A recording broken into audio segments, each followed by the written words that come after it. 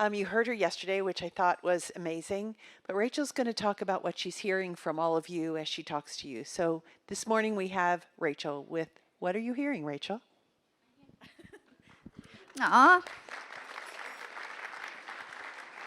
Good morning, everyone. I've got to admit, I'm a little bit dusty this morning. I spent some time in a pool last night at midnight. It was very fun. But that's the beauty of coming together at conferences. I always end up staying way too late up at night and talking and connecting, and there was so much laughter. And that's one of the things I'd love to talk with you about this morning. I've been having chats with you and getting a vibe of how you've experienced this time together, this conference. And I've got some themes that I'd love to talk to you about. But one of the overarching ones is laughter and how important it is. And it helps to hold the tension between grief and unexpected news and difficulty, and to not be guilty for still having joy in your life and laughing at things. Like, it's okay to still laugh. In fact, it's vitally important.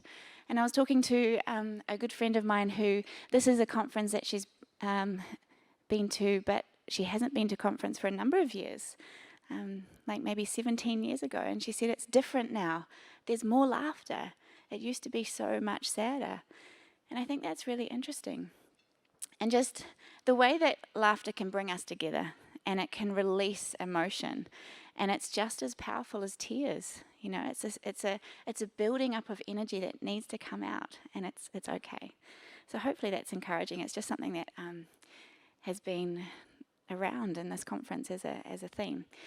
Also, as a major theme has been hope. People are feeling more hopeful, and talking to some of the boys and the young men, they said they are feeling more hope for their life, for their quality of life and the length of their life, but also the capability that's now arising with technology and innovation, and that hope is being sparked and it's being fostered, which is super exciting. There's a lightness and an optimism around as well. And I think we need to hold on to these things as much as those heavier emotions. There's a sense of resilience and embracing identity, and that is drawing out compassion for others. And not just compassion for those with Duchenne, but those with Duchenne are saying we're compassionate to those without Duchenne, because they don't know what it's like. And we have this thing that we have a commonality, and that's powerful, and that's part of our identity, and that is our community as well. There's a deep sense of connection here, and a community, a powerful community. But within that community, especially those that are just joining us for the first time, there's also a sense of fear and still very vulnerable. A lot of fear to connect. There's a barrier to connection because there's a lot of people still unable to fully embrace this new reality. It's difficult. And so I wonder if, as a community, we can look out for each other, look out for those families that are here for the first time, and wrap them up and bring them in, bring them close, help them to find connection and a sense of belonging. Because the strength is in the togetherness that we share. And it's interesting, there's a lot of different parts in this community. There's industry, and there's pharmaceutical companies, and the medical sector, and families, and the boys and men themselves. And everyone speaks their own language and is here for a different reason, and their values are different. But I think there's also a sense that we really, really need to listen to each other, to talk together. And in one of the sessions, I remember one of the doctors saying, you know, it was kind of a joke, and maybe a little bit of sarcasm was there, but he said, oh, cardiologists don't speak to neurologists, you know. I'm like, maybe they should. Maybe we should talk to each other. What if we could really listen to each other, listen to the challenges, and that sense of togetherness and community and impact and change and innovation and care can really happen. So I hope that this is an encouragement. I've sort of been a sponge listening and absorbing everything to feed it back to you, because this is an incredible community. Being heard and understood has been a major theme as well. People really need to be listened to. There's also guilt in the room. People feel guilty for not doing enough. Am I doing enough, you know? And talking to some families and to some parents, There's a sense of guilt. I need to do everything I possibly can, go to every conference, go to every meeting, understand every paper. But also there's a sense of just being yourself, because you can lose your sense of self in this new space.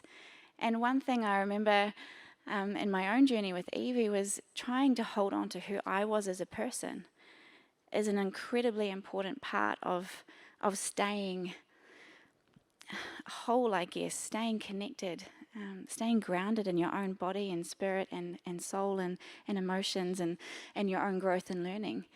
So I have an exercise that I do with creativity workshops that I run sometimes, and I ask a question of the participants: what does your soul love? Like, what lights you up? And maybe you want to write that down and think about that. Like, what really lights you up? What makes you go, oh my gosh, I love this? And it can be really silly, nothing little things like, I love the smell of rain on a hot day.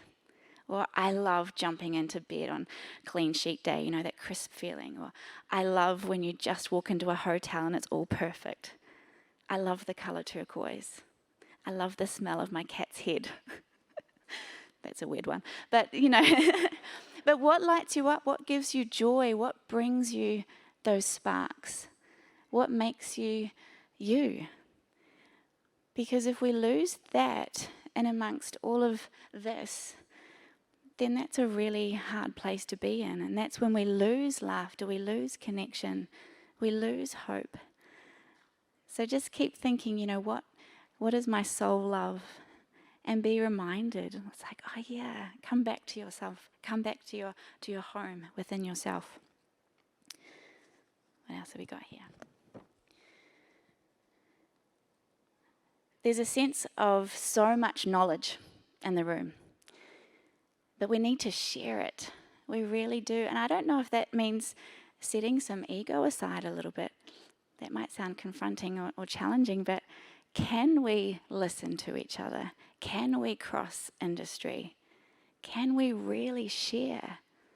Can we consider true collaboration for the benefit of these boys and young men with Duchenne, these families? Can we set aside our own agendas to really, truly collaborate and connect?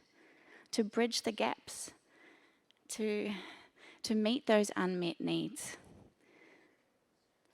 That's kind of the end of my notes, but I'm just wondering if over the course of the rest of this conference, you can think of your own word that you would describe this experience together over these last 4 days. Like, think about how you would describe this space, any emotions it's brought up. Is there an overarching theme or word that you've noticed?